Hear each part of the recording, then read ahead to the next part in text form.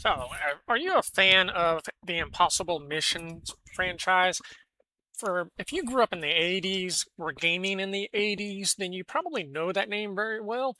If not, it's probably not a name that you really know because it's not exactly a franchise that's been kept alive, with I believe the last major entry being on the PSP. So, yeah.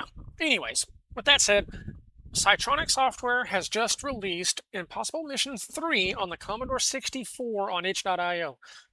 Now, this is an official licensed sequel. Epix. I've always said Epix. How do you say it? Epix? Anyway, Epix officially licensed this.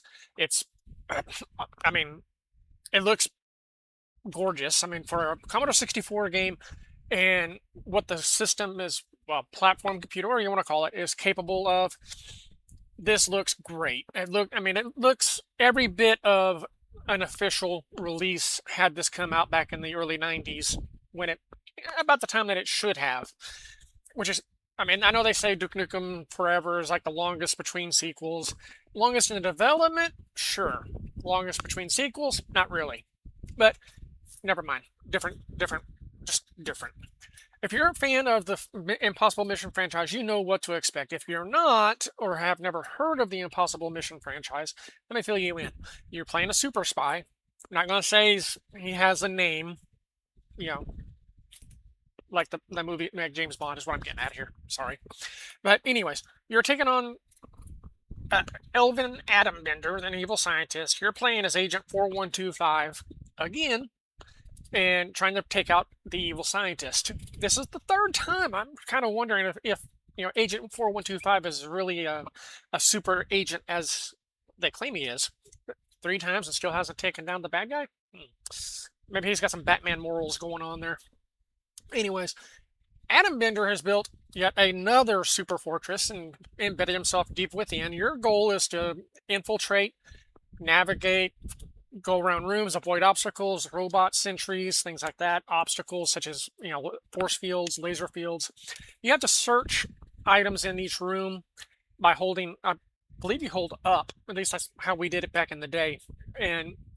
But anyways, you got to search like computers, filing cabinets, things like that for codes and pieces of the map to tell you where Adam Bender is hiding in his fortress.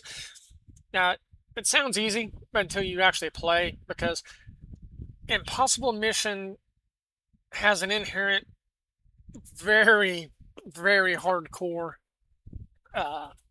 feature: the jump mechanic.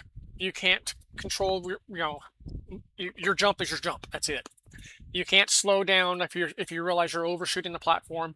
You can't speed up if you realize you're going to miss it just by a little bit. No, your jump is your jump. That's it. And a lot of people are going to have a problem with that. But if you're a fan of the Impossible Mission franchise, then you know about that play mechanic. And from what I've seen of the footage so far, I have not actually tried Impossible Mission 3 yet. This is just a news post, just letting you know it's available. It looks like that jump mechanic is here alive and well. So take that as you will. But for $6.99 as of this recording on itch.io, it's you can't get much more affordable than that. Check it out. Download it, enjoy it. Let your friends know about Impossible Mission 3.